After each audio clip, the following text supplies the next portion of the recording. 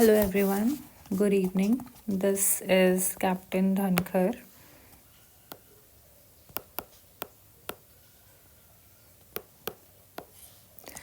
And why I'm making this YouTube channel is because when I was doing my CPL and when I was taking my airline prep classes, I realized that these institutes they are charging a bomb amount ये airline prep कराने के लिए या फिर DGC exams clear कराने के लिए and I genuinely felt that the amount they are charging is not justified क्योंकि मतलब ही नहीं बनता कि आप एक सब्जेक्ट के 1 महीने पढ़ाने के लिए 1-1 डेढ़ लाख रुपए चार्ज कर रहे हैं और ऐसा भी नहीं है कि you are giving individual attention to the students या फिर आप उनके कॉन्सेप्ट्स बहुत ज़्यादा क्लियर कर रहे हैं, ऐसा भी नहीं है.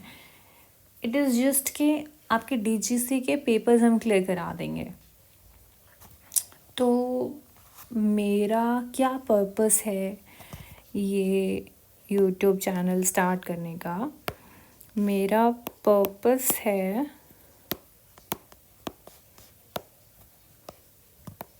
कि कोई भी स्टूडेंट जो चाहे ग्रेजुएशन कर रहा हो या फिर जॉब कर रहा हो या जो बस CPL करना चाहता है, whoever wants to become a pilot, जिसने सिर्फ सोचा भी है and who wants to know कि क्या क्या स्टेप्स होते हैं फॉलो करने के लिए, क्या क्या अवेयरनेस है, क्या क्या रिक्वायरमेंट्स है.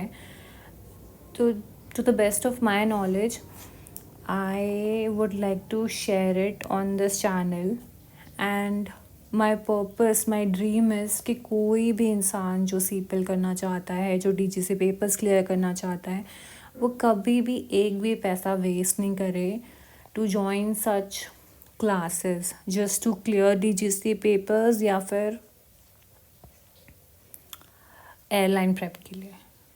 So let's just help each other, learn with each other, and let's grow together in aviation. That's the purpose of this channel. Thank you. So start. CPL means commercial pilot license. तो अब to achieve this license steps क्या है?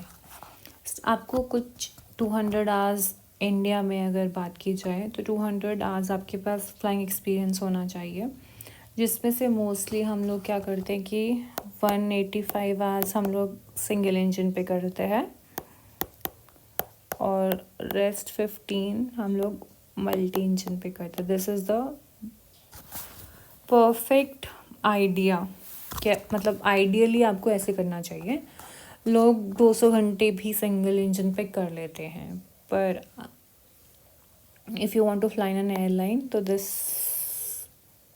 Is what you should do, क्योंकि airlines they ask कुछ experience on multi engine. Okay, now let's say कि आपने बस अभी सोचा है कि you know nothing and you are just a 12th pass student और आपको या फिर आपको कुछ भी नहीं पता है CPL के बारे में. ठीक है, तो क्या स्टेप्स हैं जो आपको फॉलो करने चाहिए?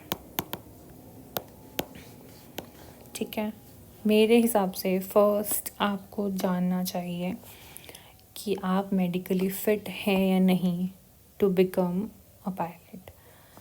तो आप गूगल कीजिए कि आपके नियरेस्ट कौन सा DGC अप्रूव डॉक्टर हैं जो आपका क्लास 2 मेडिकल कर सकते हैं. उनके पास जाइए, अपना मेडिकल चेकअप करा लीजिए. And to be 1 step ahead, जो क्लास 1 के जो टेस्ट हैं वो भी आप करा लीजिए so that you know that you are medically fit to become a pilot and you are ready to invest further in your journey. उसके बाद you should clear the TGCA papers.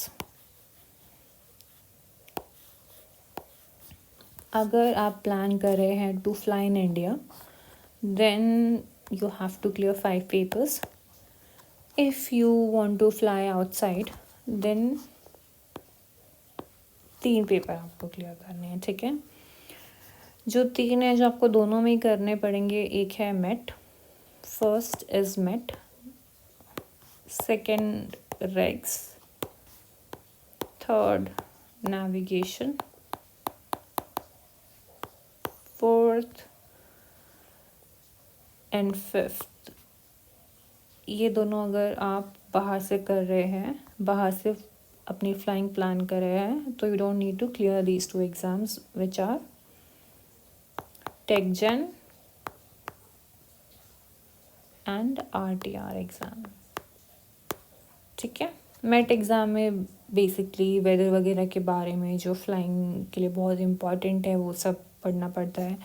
रेग्स is air regulation, जो rules हम लोग follow करते हैं flying के लिए। Navigation आगे इंस्ट्रूमेंट है, आपको इंस्ट्रूमेंट्स के बारे में पता चलता है, आप रूट कैसे नेविगेट करते हैं वो सब के बारे में पढ़ते हैं। And tech general is basically engines and power plant and working of the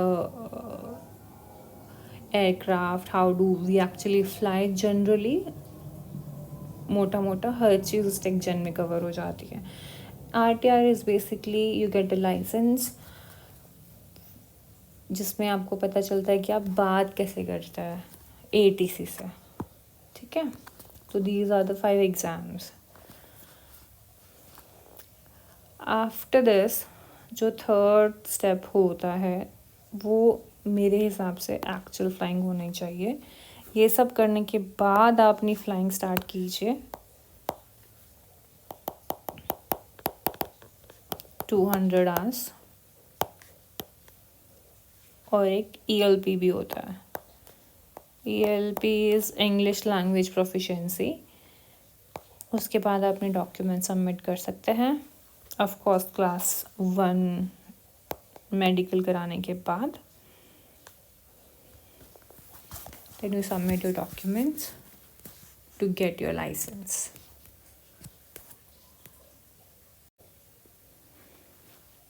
और हाँ, एक बहुत इम्पॉर्टेंट बात जो मुझे आप लोगों को बतानी थी, जो बेसिकली मिथ था, एटलीस्ट मेरे लिए था, और आई थिंक अभी भी बहुत लोगों को नहीं पता है इस चीज़ के बारे में। इवन यू आर चश्मिश, even you if you have number, तो भी आप पायलट बन सकते हैं। ऐसा नहीं है कि आपकी पावर है आँखों की तो फिर आप एक पायलट नहीं बन सकता, ठीक है। आप बस जाइए, अपना क्लास 2 मेडिकल पहले कराइए और फिर देखिए कि क्या, मतलब कोई और अपने आप से कुछ अज्यूम मत कीजिए।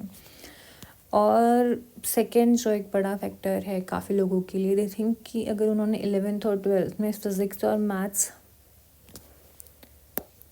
नहीं लिया है तो they can not become pilot. ऐसा भी नहीं है। If you are art student या फिर जो मर्जी सब्जेक्ट हो आपके पास, अगर आपके पास फिज़िक्स और मैथ्स नहीं है तो आपको NIOS के ज़रिए से अपना पायलट बनने का ड्रीम पूरा कर सकते हैं।